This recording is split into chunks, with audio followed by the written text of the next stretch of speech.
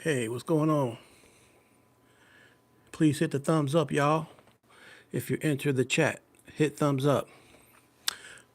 Welcome to another episode of Ring Walk Boxing Podcast. I am Bean, and tonight on this Sunday, I'm gonna jump right into the boxing talk. Got quite a bit to talk about, and it's gonna be some boxing matches on tonight on Zuffa Paramount.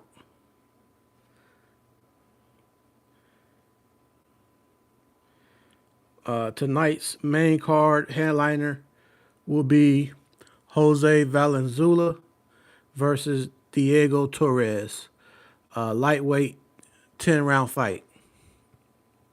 Now, also on Zuffa, since we're talking about the Zuffa boxing, which is Dana White, let's talk about the fact on February the 15th, which will be in about 2 weeks, the heavyweight clash with Efe Ajagba versus Charles Martin. They will be getting getting it in, and I don't see that fight necessarily going the distance. So it'll be a decent fight as long as it lasts. And today it's the first of the month. Wake up, wake up, wake up! It's the first of the month. Today's the first, so hopefully, you know, you handling your business. Rent time is due. It's the first of the month, everybody. But yeah, hit that thumbs up. Hit that thumbs up.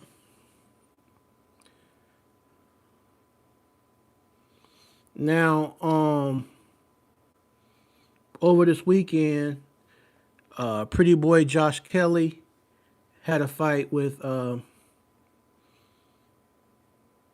Backrom, and Kelly actually dropped Backrom in the early rounds with a left as he came in. So it really wasn't the type of shot that was very devastating, but it was enough to have him off balance. So after that, it kind of went like a back and forth fight.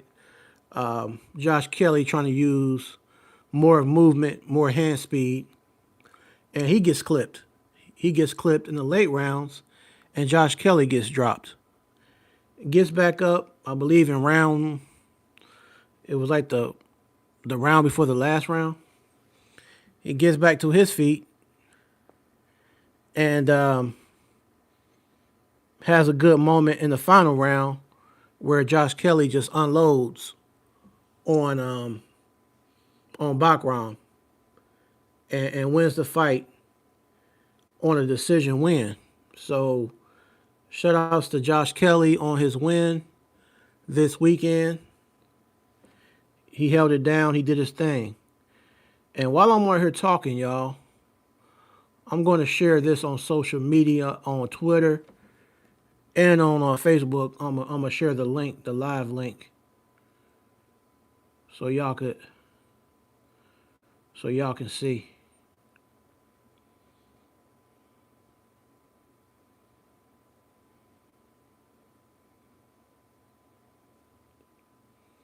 But yeah, like I said, hit that thumbs up if you're here and you're rocking with.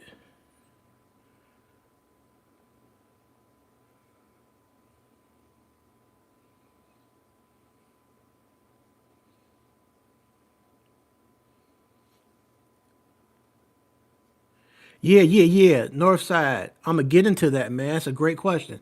You said, what do I think about the Shoe Kid? I'm definitely gonna cover that, man, for sure. I got you. I'm gonna cover that in a little bit. Cause I like him. I like Shoe. So y'all, I'm gonna share this link real quick to Facebook and to Twitter real quick.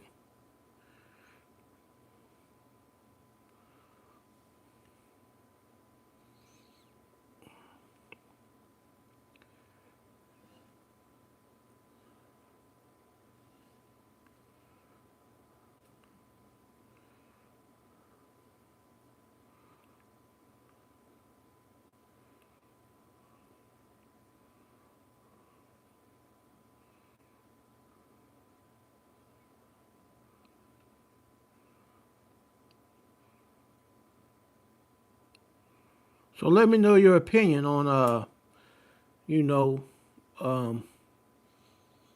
the upcoming fight, February the 15th, with F.A. Ajagba versus Charles Martin. Also in February this month, here in Detroit, Michigan, in the Midwest, a few hours north of Cincinnati, Ohio, you have Clarissa Shields versus Franchon Cruz Dezern. I'm leaning towards Clarissa to win by a points decision. I feel like she's going to win. She's more tactical. She has more finesse, better footwork, speed. I think what Franchon does have is the power advantage. But I think with Clarissa, her movement gonna be too much, and she understands Franchon has power, so she's not gonna let her load up, or she's not gonna let her land too many devastating punches. She's gonna be sticking and moving. If you ask me.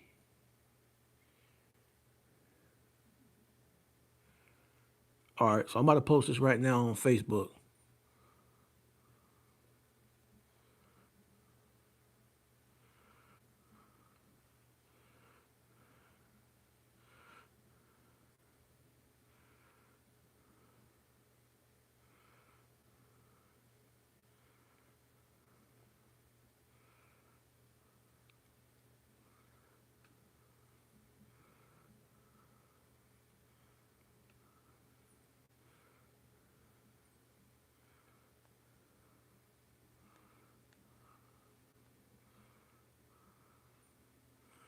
Yeah. All right. So let's talk about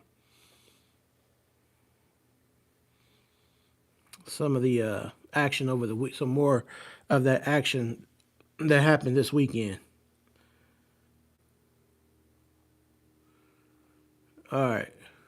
So speaking of Shoo North Side, new featherweight division WBC champ Shoo Carrington. In the ninth round, at 1 minute and 29 seconds,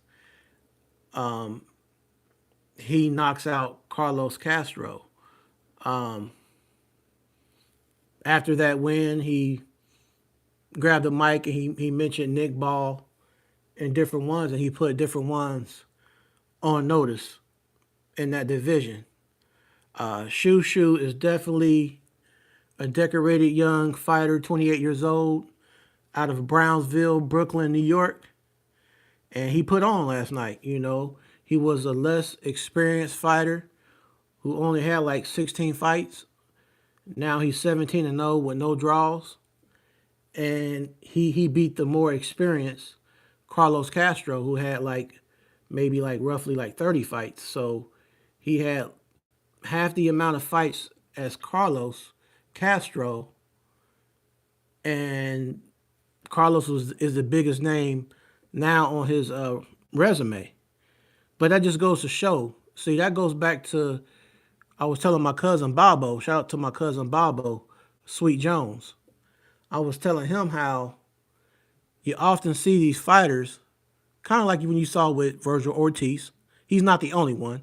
I'm just speaking in general. But you see Virgil Ortiz and his dad and different people on the team.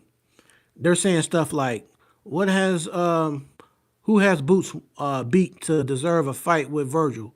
What has he done in the division to earn a chance, to earn a shot at 154 or whatever?" Now look at Shoo Carrington. He was still trying to prove himself, and this was a big title shot opportunity for him. He didn't have that. He didn't have near as many fights as Carlos Castro, but it just goes to show when a person's hungry, you give them that chance, you give them that opportunity. Some people are gonna grab that by the horns, like Shoo Carrington did, and they're gonna show up and show out. So salute to Shoo Carrington for a job well done. He did a few little things that were rookie mistakes, as Malik Scott commented after the fight. But like Malik said, being kind of young and still developing, you're gonna make some of those mistakes that you can work on. Like when he would dip down, and he kept getting caught by the right hand of Castro, and one time it caught him on the ear, and you saw Shushu kind of shaking up like his equilibrium was shooken. But he was able to recover. He was able to recover, kept his composure. He didn't get too wild. He was never really overzealous. He was very poised and very controlled. The distance was good. His rhythm was good. His punch selection was good. Shushu's the real deal, if you ask me. Um, just like any fighter who's kind of moving up, you just got to give him time or whatever. But so far, he's done good. I mean, he did good considering being the less experienced guy last night.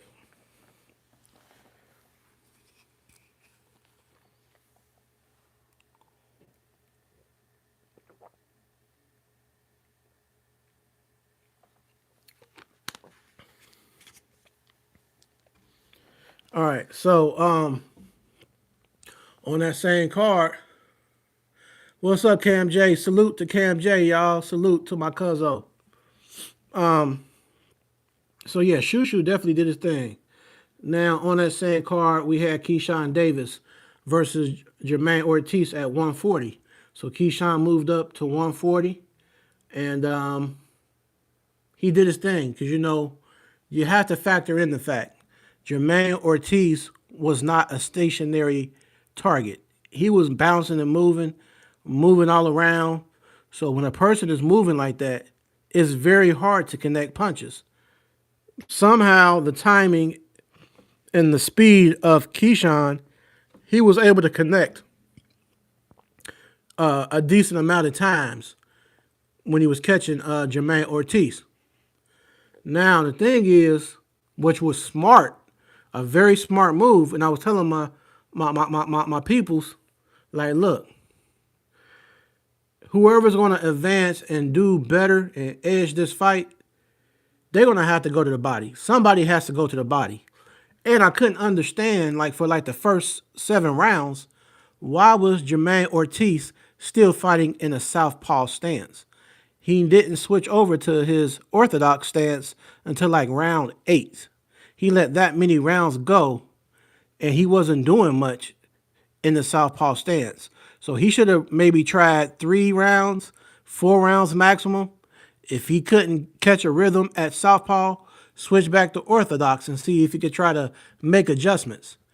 He let a lot of rounds elapse. And overall, I mean, just Keyshawn is just that better, the better guy. He had the better timing, and his counterpunch ability was a lot better.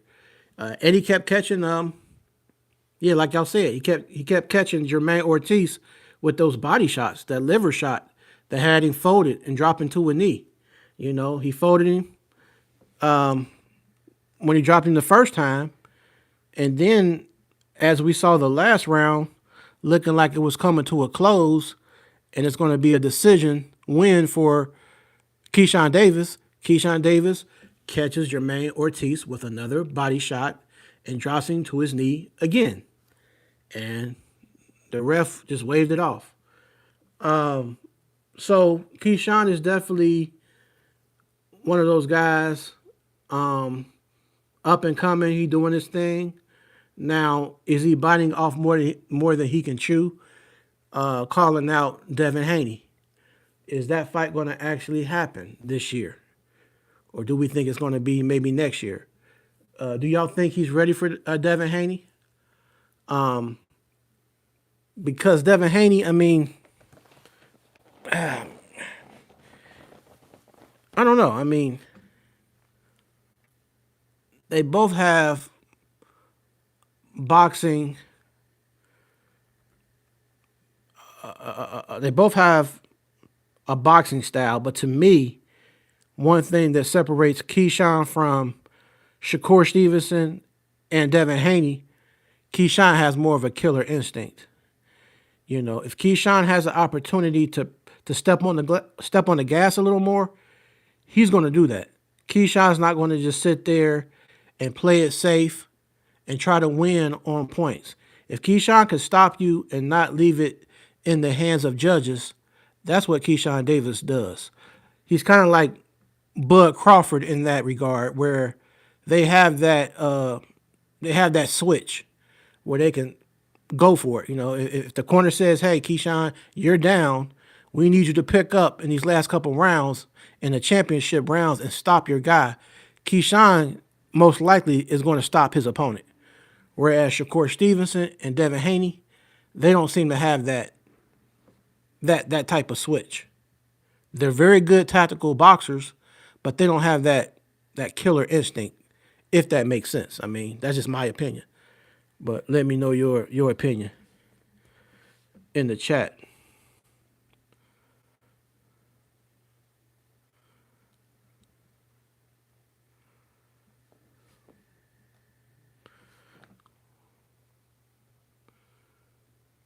He did. Northside, he definitely did. Keyshawn Davis looked real awesome, man. I couldn't agree more. I couldn't agree more, man. Uh,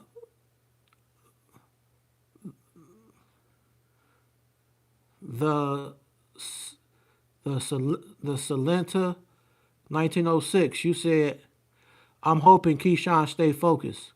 He looked good last night." Absolutely, he did, man. He looked real good last night. He looked real good, man. Hey, I already know, Cuzzo, you're on the road, man. But thanks for tapping in with me, Sweet Jones. I appreciate you. Cuzzo, Zone 15, Ohio, Alfredo, Cuzzo. I appreciate you, Rico. You said you got to see a few rounds of the last night fight today on YouTube. Yeah, man, it was some action. It was some decent action last night. Northside, you said, "Man, that will be a good match, I think." What match is that, Northside? Which one you said would be a good match? And like, oh, you talking about Devin Haney versus Keyshawn Davis? Y'all hit that thumbs up real quick. Just tap thumbs up for me one time. Um, Now, like I said, Josh Kelly beat Backrom last night. So do you think Josh Kelly is going to try to fight Boots Ennis, or will he try to fight Xander Zayas?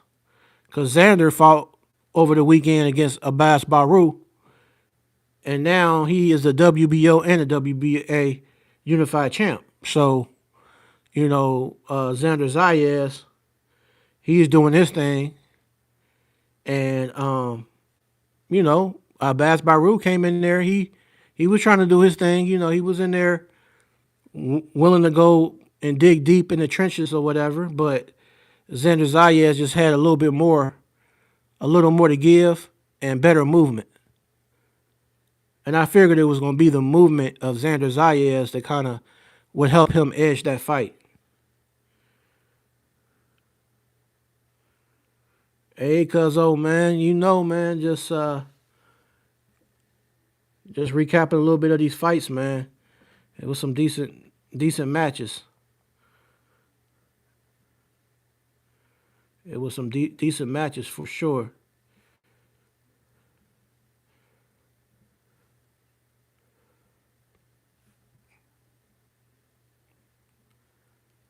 All right.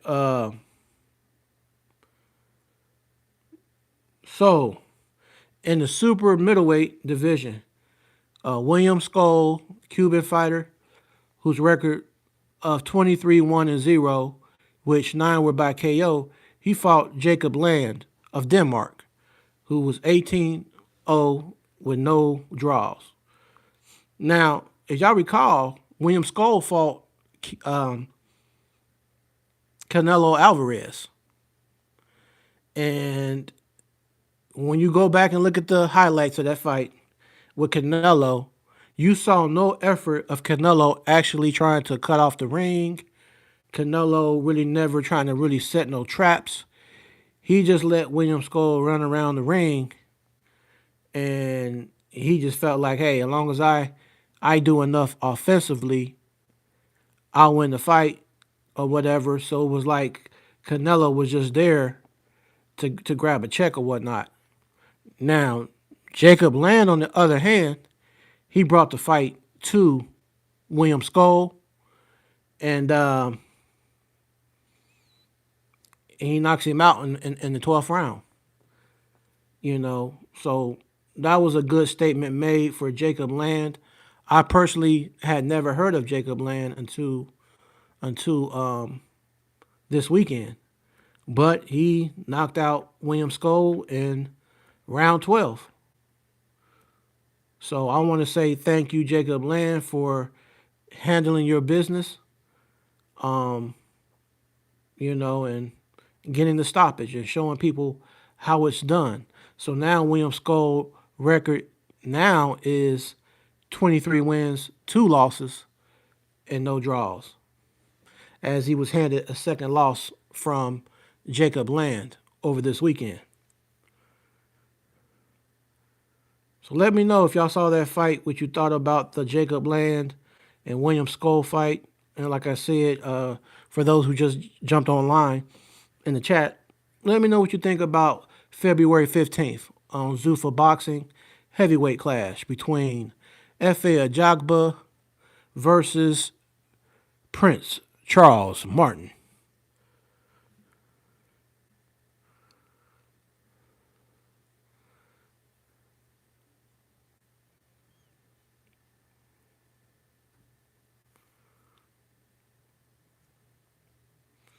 Now in boxing news, in heavyweight boxing news, Tyson Fury will be back on Netflix, and he will be fighting Arslanbek Makhmudov, the Russian fighter, who has decent power, a nice KO ratio, but he's not really that fast. He's just a big guy with a lot of size.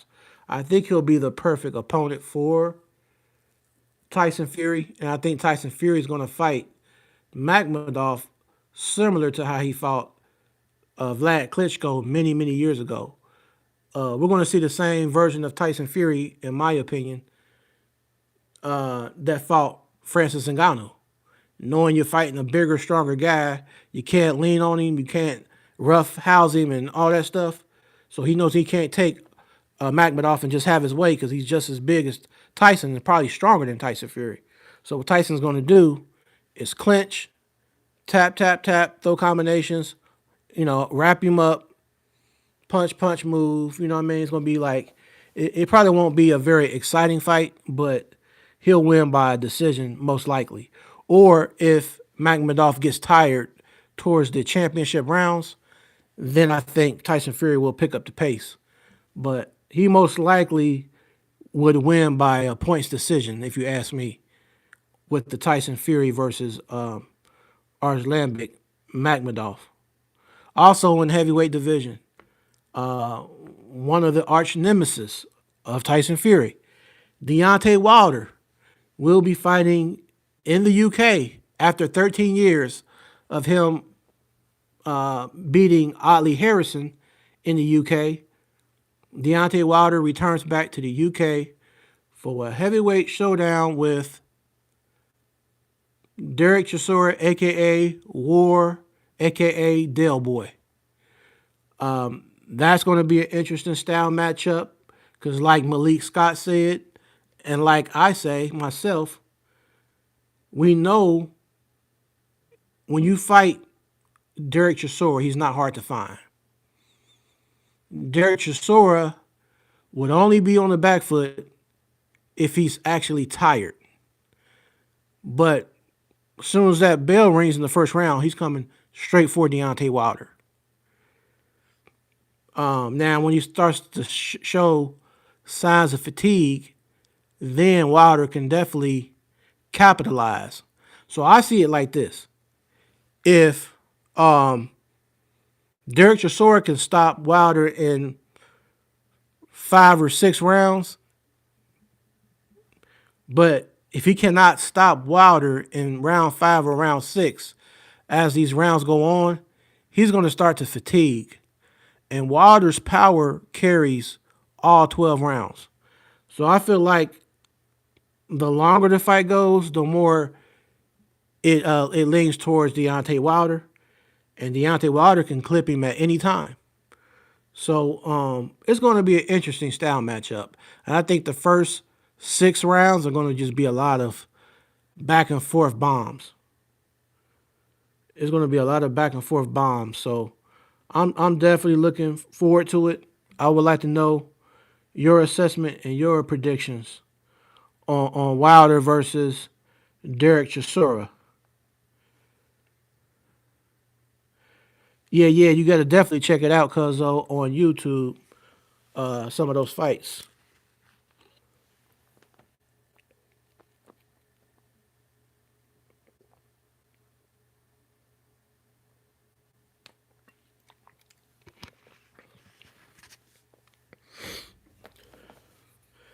And just for anybody out there, if your sugar is a little high, I have to really monitor my sugar. So what I do is I take some water, just regular jug of spring water, and I get these infused bags. They got mango. I think they got like a strawberry. I got two different kinds in my cabinet, but they look like tea bags. Well, you drop that in the water for an hour or more, or overnight or whatever. It infuses inside the water, and to me, I like the taste of it because it's no sugar in it, but it just gives it a very refreshing taste. And if you want to add a little bit of sweetener to it, that's not going to really affect your sugar. There's a natural sweetener called monk fruit, or you might try a vegan alternative to honey called agave if you want to sweeten up your drink a little bit. Twengerman, what's good, fam? What's going on, man? Wilder fights. Hey, Cam J, you still out there, fam? Cam Jizzle. Let me look that up for you, fam.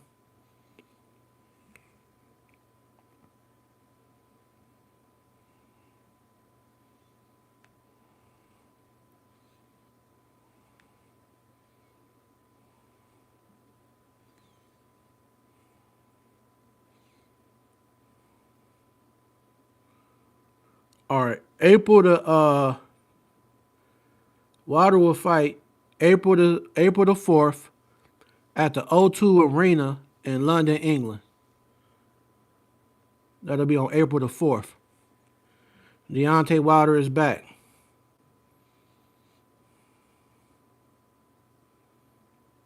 Oh yeah, yeah, yeah, yeah. Rico, Cuzzo, you already know, family. You already know that's my homie, man. I remember when her peoples, you know, when she would be in Lincoln Heights or in Woodline. You know what I'm saying? Yeah, yeah, yeah. She good peoples, man. Yeah, she good peoples for sure.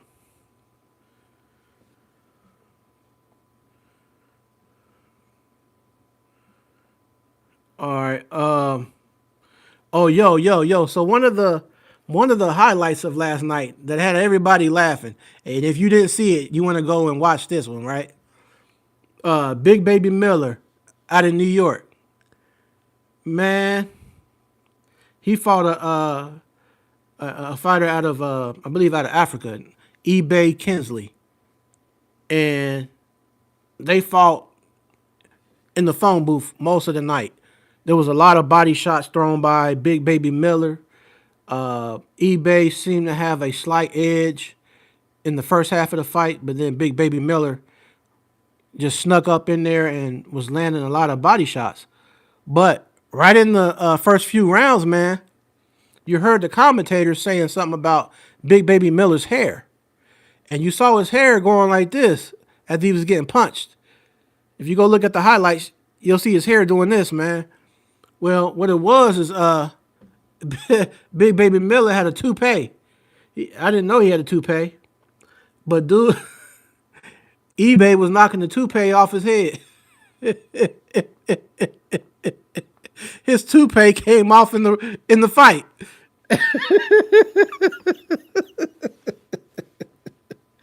I'm like, man, I done seen it all. I done seen it all, man. Wow. Unbelievable. Unbelievable. That was some funny stuff, man. Um, but also on that same card, initially we had the Houston, Texas. Austin Elmer Williams was initially scheduled to fight Carlos Adames, but due to some type of injuries or whatever, or maybe being sick, Carlos Adames had to withdraw from the fight last minute. So as a last minute replacement, 12 hours prior, they got Wendy Toussaint. Now, Emma Williams, he edged majority of the rounds in that fight, but he couldn't seem to seal the deal with a stoppage. You know what I'm saying? I thought for sure, as he was working the body real good of his Haitian counterpart, that he was stopping. But Wendy Toussaint showed some. He showed some resilience in there, and he was throwing something back at him. As a late replacement, he held his own, and the fight ended up going to a decision. And Emma Williams won by a decision win, but a lot of us felt like Emma Williams should have stopped the guy who was a last minute replacement. But I guess I can see it from the other side of the perspective because Emma Williams was training for the style of Carlos Adames. Now you got to switch up and fight a guy you've never seen his style yet, so you have to make adjustments on the fly.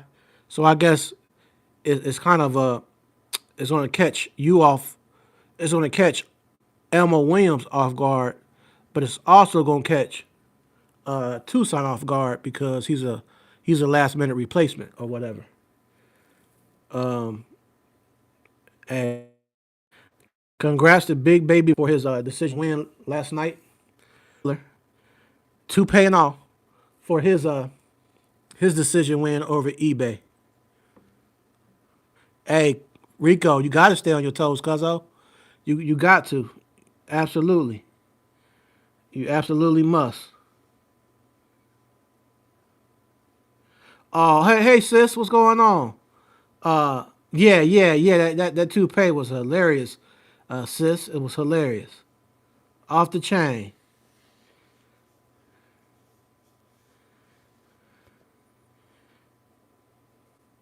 Um, Sweet Jones, cousin Balbo, cousin Rico said, shout outs to you in the chat. Uh, Railway and boxing fan. Hey, what's going on? You say you from the UK. Thanks for popping in, man. I'm going live every Sunday at 6 p.m. Eastern Standard Time. Every Sunday and throughout the week, I will do some pop up lives on YouTube on the weekdays. So I appreciate you coming through. Everybody, hit that thumbs up. I appreciate it.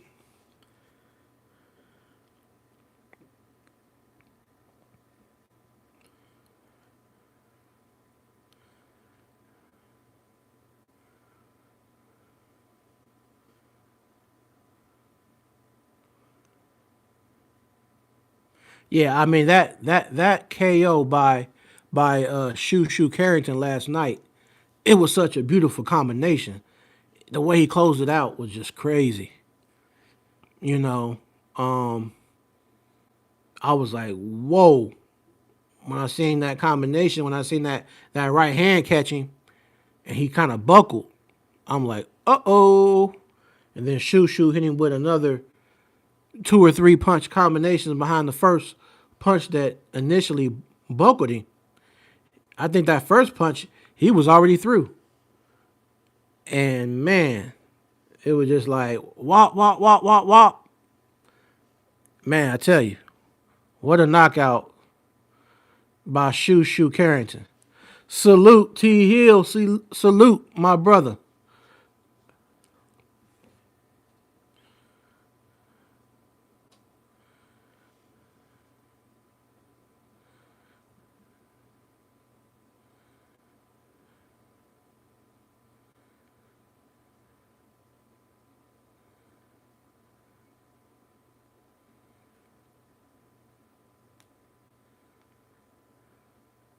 So what do y'all think? And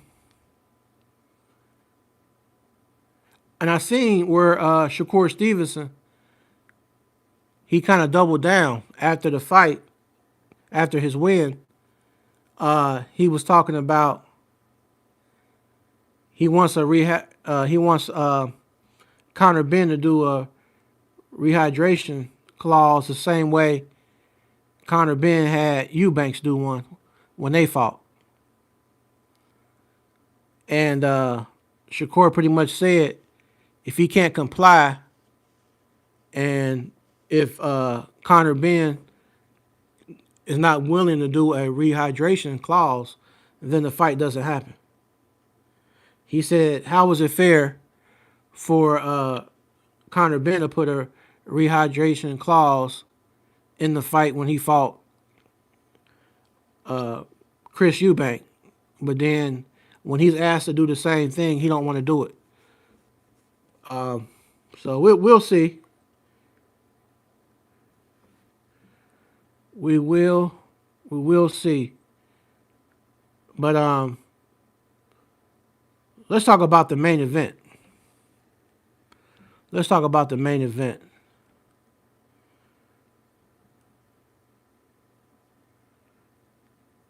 Let's talk about Shakur Stevenson versus the takeover, Teofimo Lopez. The fight that I kept saying every episode is going to be a 50-50 fight. If anybody has a style to beat Shakur, Teofimo Lopez has the style and athleticism to beat Shakur Stevenson. But last night, Shakur Stevenson put on a masterclass. Now, what's going on, Mike Ware? Now, I will say this, though, and let me know if y'all feel the same. I'm taking nothing away from the performance of Shakur Stevenson as he pretty much shut down Teofimo Lopez. Teofimo may have been lucky to win one round. But let me ask y'all this. Say, hypothetically, if Keyshawn Davis fought Teofimo, I feel like Keyshawn Davis would have stopped Teofimo Lopez. That's what I like about Keyshawn. I see a little bit more fire in him. I see a little bit more of that killer instinct in him. He has just that dog in him. But let me know what y'all think. If Keyshawn Davis had fought Teofimo Lopez, do you feel that Keyshawn Davis would have stopped Teo Lopez?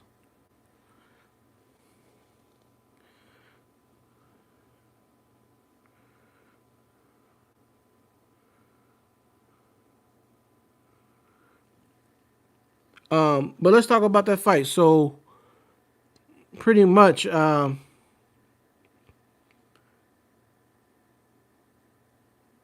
everything Shakur did was sticking to, I believe, his game plan. He talked about he did a lot of film study. He was going to capitalize on all the things he saw wrong with Teofimo Lopez.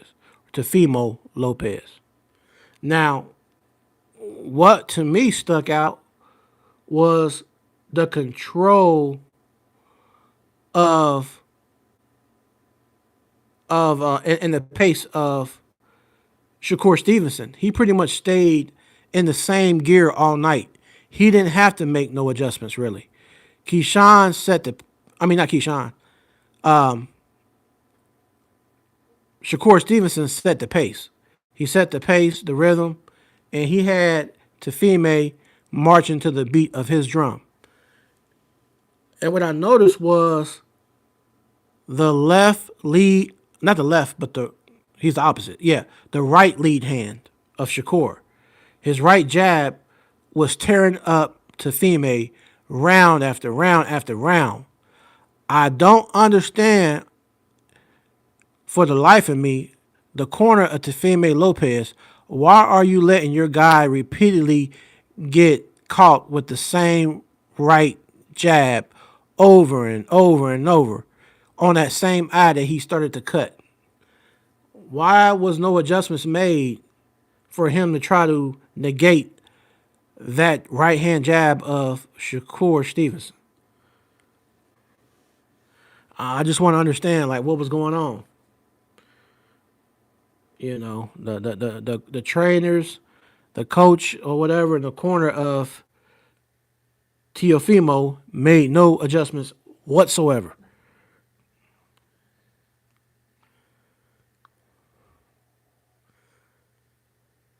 Now the thing about that, cousin Rico, when they warn him about the heads, see, I don't know if you knew that, Rico, but Shakur Stevenson is a left-handed southpaw fighter. So a lot of times when the southpaw and the orthodox fighters, when they fight, they have a higher tendency to clash heads when they fighting from an opposite stance.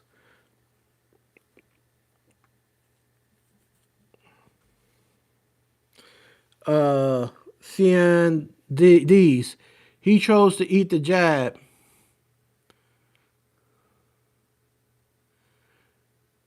He chose to try to eat the jab, but that didn't work as the rounds went on. Yeah, it wasn't working, man. It was definitely working against him.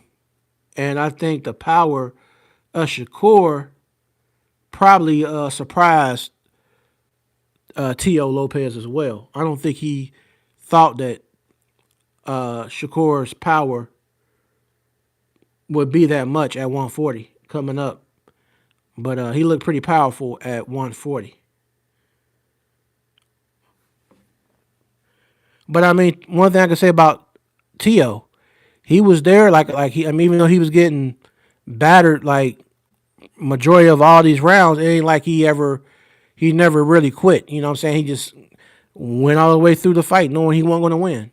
He went all the way to the end. So I got to give him credit for that part. Oh, he was definitely cold, man. I couldn't understand it.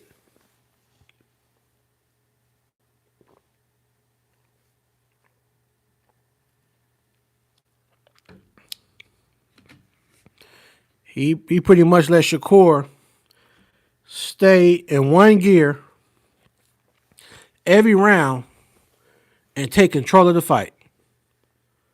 The take the takeover got took over. Now on that fight card, let me ask y'all this: what was your favorite fight? Because to me, the fight that was one of the best fights on there was the Shushu Carrington fight. I feel like the Shushu Carrington fight was probably the best fight on the card from last night.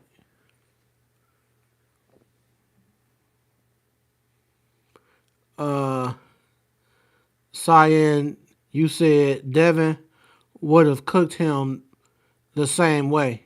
Absolutely, man. I think Devin Haney would. I think he would have. Yeah, Shushu and Keyshawn Davis was the best fight, the best matches on that card. Adam Hurley, you said Jarrell Miller only won because he got the ball guy's favor on the scorecards.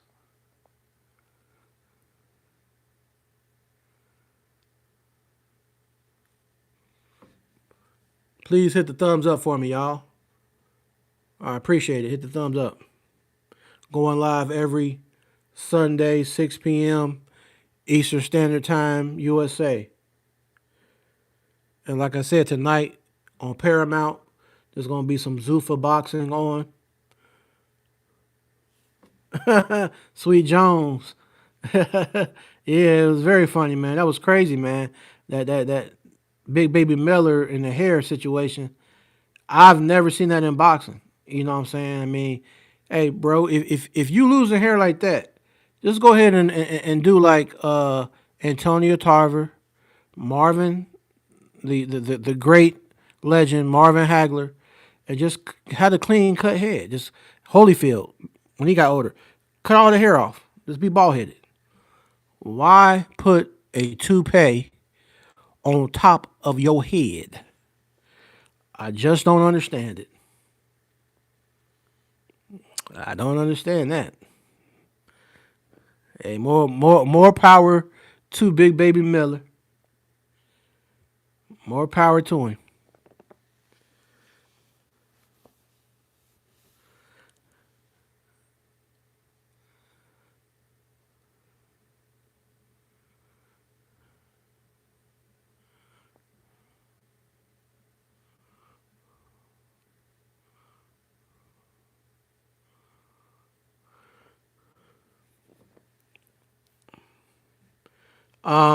Adam Hurley is CN. What do y'all think about Deontay Wilder versus Derek Chisora in London in April? What would be y'all prediction for Deontay Wilder versus Dale Boy? Also, prediction for F.A. Ajagba versus Charles Martin, February the 15th. What's your prediction?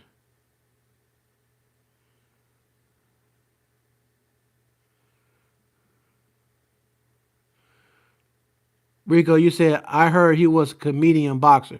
Yeah, man, Big Baby Miller is he's a very silly guy. He actually had a past with he was a kickboxer. Believe it or not, he just always been a real big guy. And at some point, Big Baby Miller got caught up in a PED steroid scandal in boxing and got banned for a little while. If you Google his name, you'll see the PED scandal. He actually was supposed to fight Anthony Joshua some years back and pop dirty.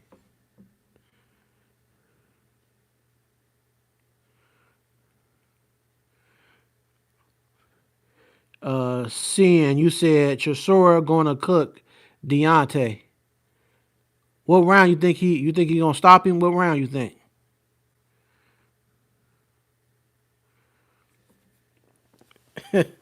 Man, I mean, I definitely don't look at Derek Chisora as a tune-up. You know what I'm saying? He's not a tune-up type. He's not the type of guy I would pick as a tune-up. If you want a real tune-up fighter opponent, he should have picked somebody like Otto Wallen. You know, somebody who you know that doesn't have really crazy power. A person who's going to be a mover. That's going to be kind of average foot movement or whatever. But I mean, hey, I mean, if he does beat Chisora, then he'll get a shot, I guess, at Usyk.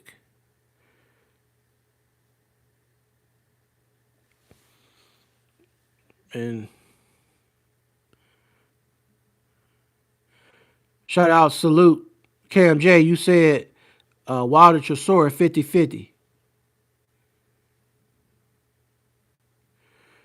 KMJ, you said Chisora ain't look good in his last fight with Joe Joyce. Yeah, yeah, yeah, yeah, yeah. He never. It's that's the thing about Chisora, man. He got some thump to him, but he just after like round six, man, he starts to fade. Like he just starts to breathe real heavy. It's just like he starts to really struggle with his conditioning. You said stoppage in the championship round. Yeah, well, we'll see. What you think, Cam J, about Charles Martin and F.A. Ajagba? How do you see that fight going?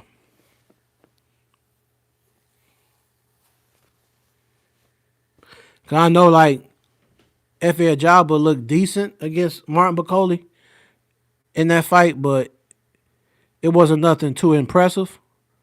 But then, like Charles Martin, I want to say he hasn't fought in a good while.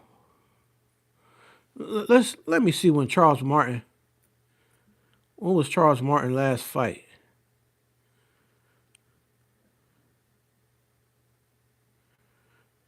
Because I want to say it seemed like he fought after he fought Luis Ortiz. Let me see.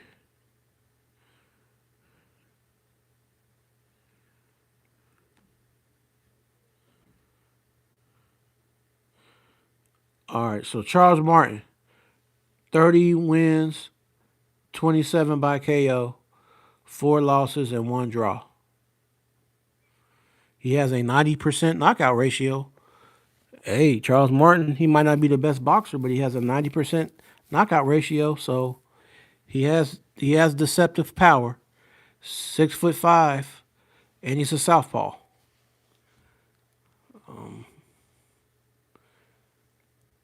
Okay, so he actually fought Luis Ortiz back in 2022 when he was winning the fight, and then Luis Ortiz caught him with that equilibrium punch, and he was staring off in space. And then he fought Devin Vargas in that same year of 2022, and then he fought Big Baby Jared Anderson and lost by a decision. And then he fought a guy named Matthew McKinney. So that was in 2024. So yeah, so he has been out. He hasn't been in the ring for like a year and a half or whatever. So it's been at least like 18 to 20 months that Charles Martin has been out the ring. So we're gonna see how he does against F.A. Jagba. Cam Day said another 50-50 fight. I agree, man. But I don't know. I just think like F.A. Jagba is a little bit more active. So I guess we'll see. Cyan, you said Usyk needs to give Big Bang Zhang a chance at the belt. You know what, man? Speaking of Big Bang Zhang, I want to say Daniel Dubois said he's wanting to fight everybody. Like Daniel Dubois said he'll fight Zilly Zhang. Dubois said he'll fight Ajit Cabiel. Dubois said it was somebody else. Oh, he said he fight Fabio Wardley. So Daniel Dubois has been like calling out everybody lately. And that's one thing about Triple D. Daniel Dynamite Dubois, he definitely got the punching power and a very high knockout ratio. But I think sometimes he gets in his own mind. He gets in his own mind, and then he lets a lot of small things distract him. I think he has distractions in his camp. I think Don Charles is a good trainer, but unfortunately, I think Mr. Dubois, the dad of Daniel Dubois, is kind of one of the downfalls for Daniel Dubois, in my opinion. Mike Ware, you said FA wins. Zhang is coming off a knockout, so no. Oh, okay, Mike. So you saying FA Jabba, he's going to beat Charles Martin. Sion, you said, and Usyk needs to cook Joseph Parker. I mean, that still would be a decent fight. I wish the fight happened when we originally wanted to see it, and Parker didn't have to go through Fabio Wardley, and all that kind of stuff. Because a lot of times when you start fighting a puncher like a Fabio Wardley and these young guys, they take a lot out of you. So, but I mean, to be fair though, Usyk he fought a lot of punchers. He fought Dubois twice. He fought AJ twice. So, to be fair, he's fought his fair share of punchers as well. Mike Ware, you said FA beats Martin. Yeah, yeah, I think he will. I think he will. But like I said, Charles Martin still has a 90% knockout ratio. You can't just overlook that. He still can hit.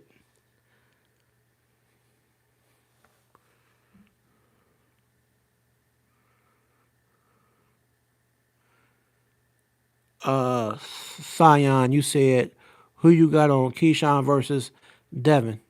You got Devin Haney. Um, I would just probably. I mean, to me, from 140 to 147, that's going to be a nice jump. When Keyshawn technically only fought one fight at 140, and then jumping right up to 147, to me, that's kind of extreme. I mean, we seen what Bud Crawford did when he beat what's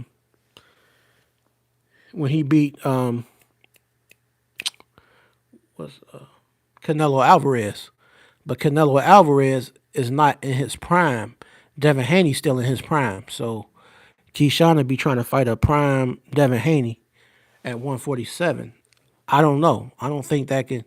I mean, don't get me wrong. I'm not saying that Keyshawn's not a special fighter. He's a special fighter. But I just think 147, it could be a little too much for him fighting a prime Devin Haney. And Devin Haney is battle tested, you know. He's fought. He's fought these guys.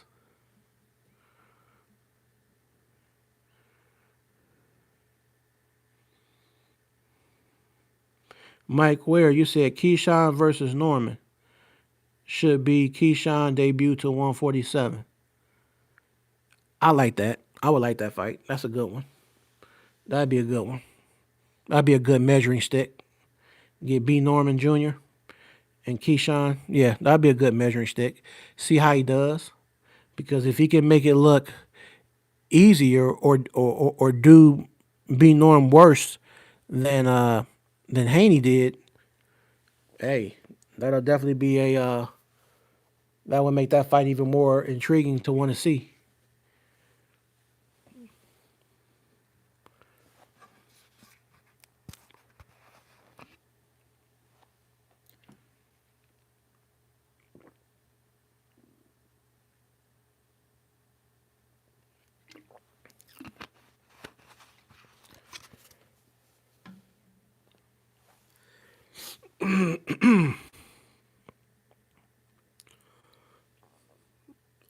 Sion, you said I think Isaac Pitbull Cruz would cook Keyshawn.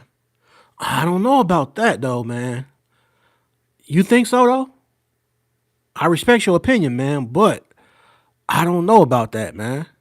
I mean, Pitbull Cruz is definitely dangerous, but the type of agility and athleticism that Keyshawn Davis has, even when like Lamont Roach fought Pitbull, Lamont Roach is not a mover like that. He'll kind of go in the pocket. He'll move around a little bit. Keyshawn can be light on his feet. I think his footwork is going to be an issue for Pitbull Cruz.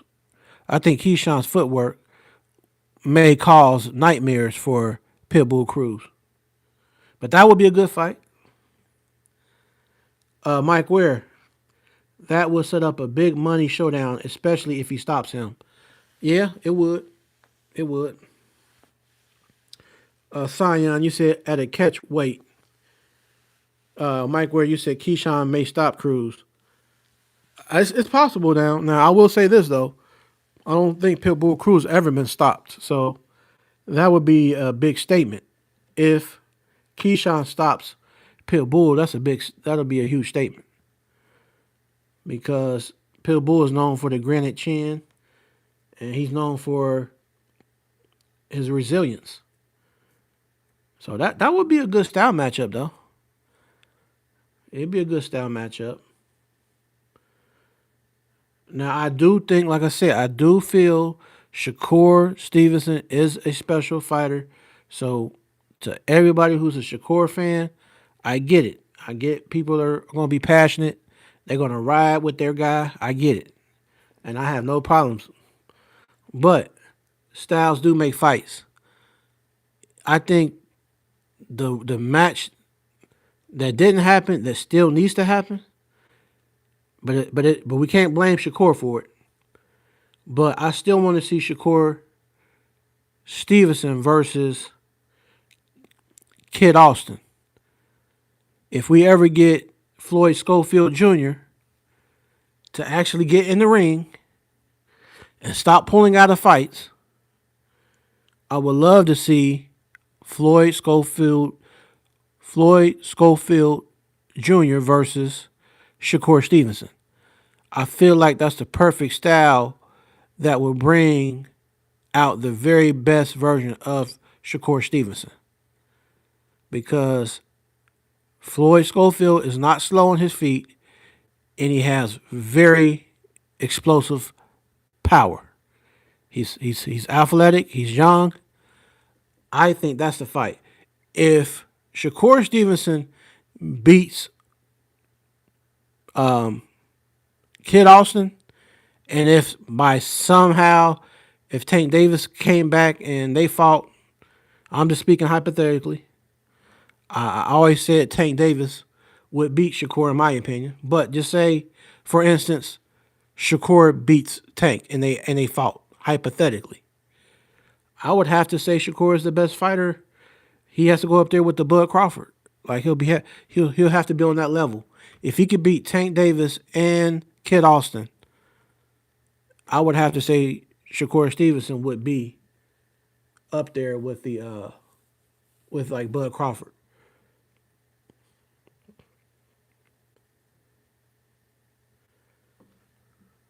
You said Sion. You said Orkeeshawn versus Lamont Roach Jr. Yeah, that's another good fight. That's another good fight.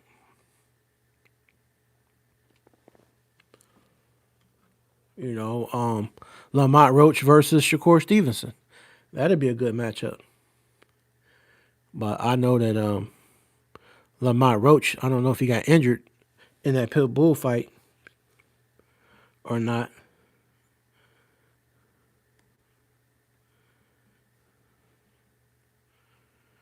Mike Ware, Shakur would frustrate Tank so bad Tank may quit. I mean, anything can happen, but I just don't see no type of faint heart like that in Tank. I've never seen no faint heart in Tank, and for sure, I know Tank can take a punch. Um, I just wonder how he would take the punches of Shakur Stevenson. And I know he's going to gamble. I know he's not going to be tentative. He's going to go in there trying to knock out Shakur. It doesn't even have to be a headshot. He can knock out Shakur with a body shot. Tank Davis is very methodical when he sets up his traps. There is a method to the madness of Tank Davis. There is a method to his madness. Sion, you said I'm a Shakur Stevenson fan, but he definitely loses to Tank. Shakur don't have that one punch power. Roach wobbled Tank.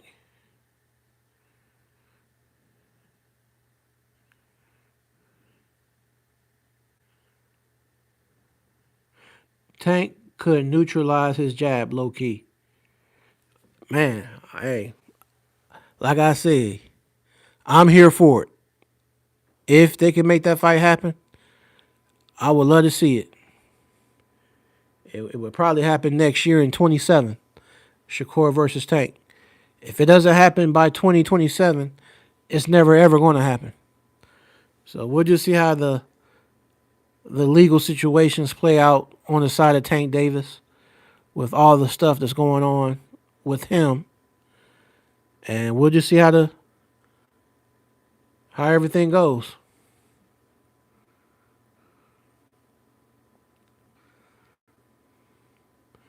Sion, you said Shakur got IQ but no power. LOL. Mike Ware, you said Tank is a counterpuncher. His style is made for Shakur. We know it ain't happening. Hey, JC, my brother JC, salute. Salute, bro. For sure. Salute. Make sure y'all hit the thumbs up, please. Hit the thumbs up, JC. Everybody in the chat, hit that thumbs up for me one time. And once again, it's the first of the month. Wake up, wake up, wake up. It's the first of the month. Get up, get up, get up.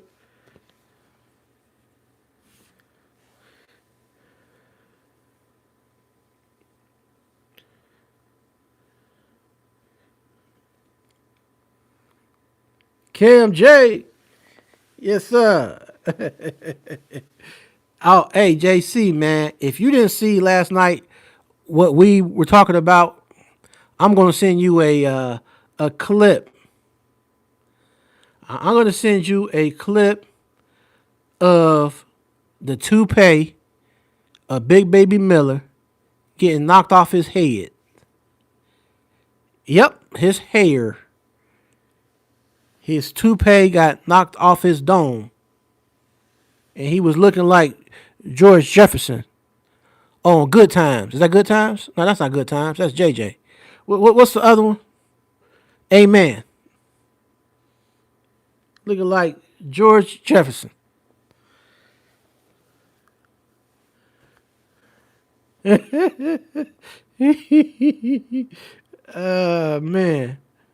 Oh, man. Oh, man, I tell you. That was hilarious. Sion, you said he fought better without his hair. Yep. Yeah. It's like, I think he got embarrassed when he lost his hair in the ring. I think he got embarrassed. And I think that's when he started to really turn up. Kim J, you said, I can't wait to talk about it on my show tonight. Oh, yeah, man. That's wreck. That is wreck for this week, man. That's going to have me weak all this week. That right there is something I can say I've probably never ever seen in boxing. Sometimes you got to know when to let it go. JC, absolutely. Unbelievable. Yes, sir. I promise you. Hey, Cousin Rico, you say wardrobe malfunction. Absolutely, Cuzzo. Absolutely. Absolutely.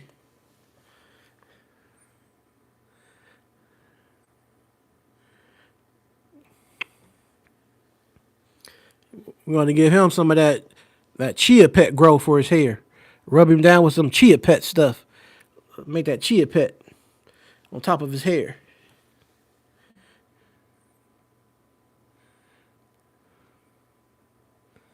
That dude had the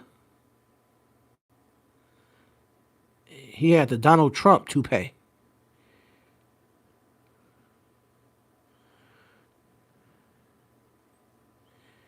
Like he gonna be security for the Trump towers looking mug. Mike Ware, that was funny. I never seen a flat top toupee. I know. I know. Oh man. Rico, you said I think I need to let it go. Another love TKO. Yes, sir. Let the hair go. Cause it ain't going back no more. Sion, you said when AJ comes back, he needs to fight Tyson Fury finally. Man, we've been waiting for that fight marinating. That fight been marinating so long. That's like you trying to marinate something, and maybe you say you forgot you marinated something, and you had it way back in the back of the fridge, and it sat there too long. Now it's bad. You know what I'm saying? It's to the point now where that fight's been marinating way too long. They need to make it happen.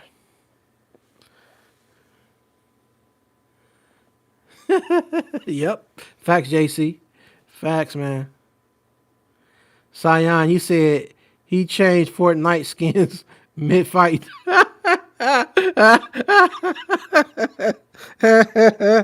Oh man.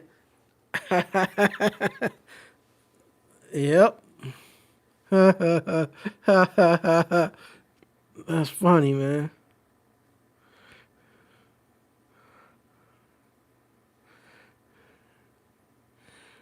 Sion, you said Usyk washed all the heavyweight.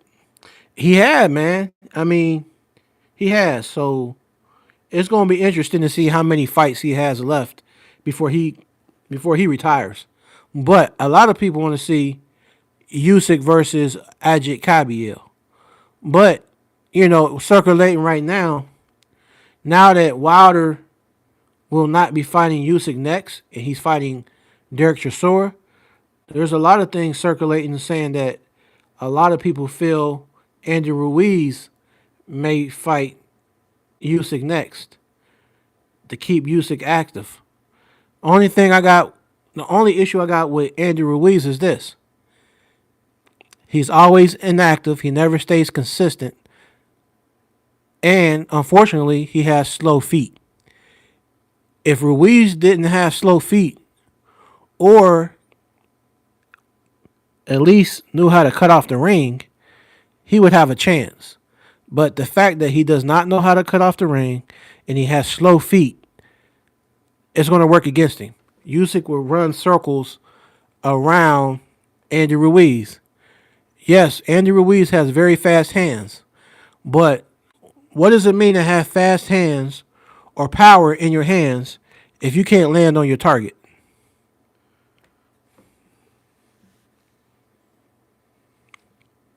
You know?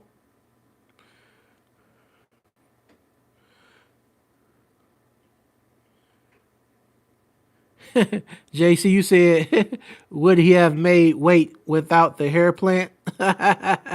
Man, big baby, man. He's a big dude. I think he was like, what was it, Mike Ware? He was like 317 pounds.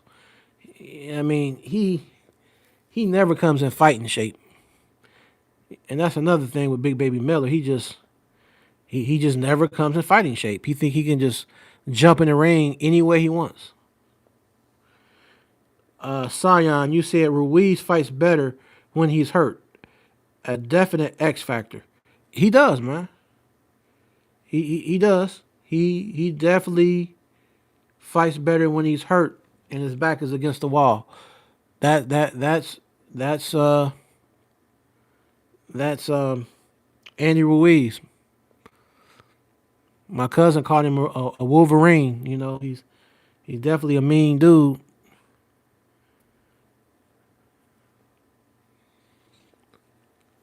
So I appreciate everybody following through and pulling up here at Ring Walk Boxing Podcast, y'all. I'm gonna get ready to close down this episode. I shared this on Facebook, so if you missed this live, you can run it back. I'm gonna share it on my Twitter page. So if you missed the episode tonight, you can run this back.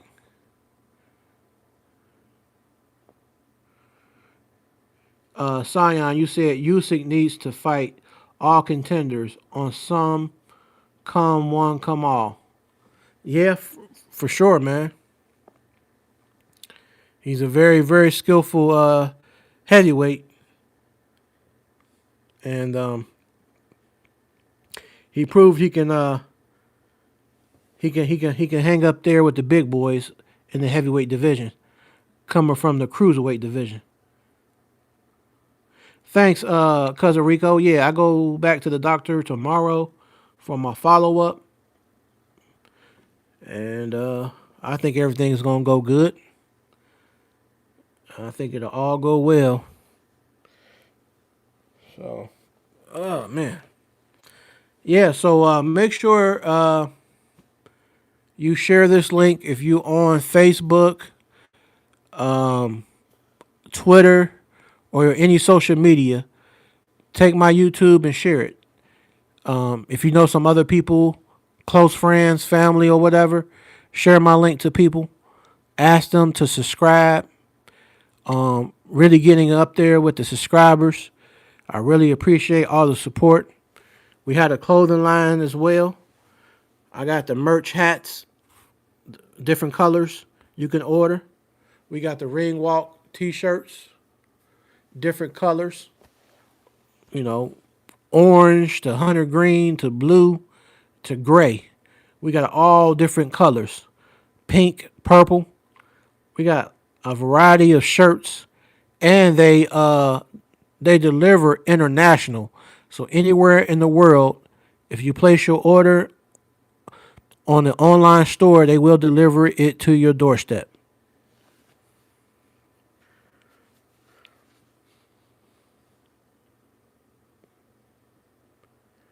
And if you're an actual boxer, currently a boxer, up and coming boxer, a former boxer, a trainer in a boxing gym, and you want to tell your story, definitely reach out to me. Hit me on my email, or if you follow me on Facebook, hit me on Messenger. I would love to do an interview with you if you are a boxing trainer, a former boxer, or an up and coming boxer. Because this year, 2026, I plan to start moving around throughout the city of Cincinnati, Ohio, USA, and I will be linking with a lot of different legendary boxers, ex boxers, and I'm going to start doing some interviews. So be on the lookout. And for those who may have missed it, Cyan, if you go back in my catalog on YouTube, look up Nate Tubbs. I'll put his name in the chat.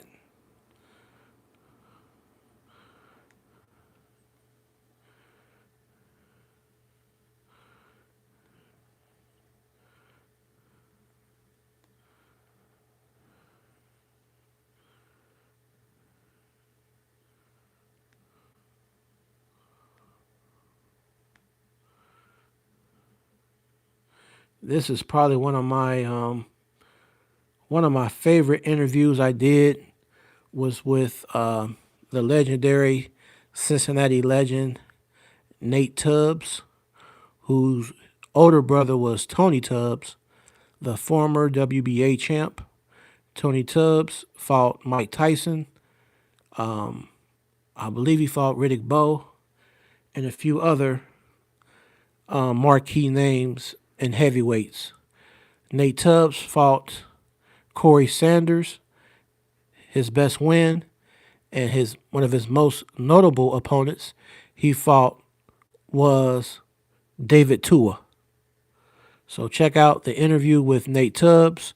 Also check out the interview with Joe Cortez, the legendary ref out of Bronx, New York. And this year, like I said, I'm going to be having some more stuff going down in 2026 with some of the local talent from right here in Cincinnati, Ohio. So everyone have a safe, a blessed night, Sunday night, and I will catch you on the next round. Peace. Salute Cuzzo. Salute Rico. Salute JC. Salute Cincinnati, Ohio. USA. Salute Zone 15.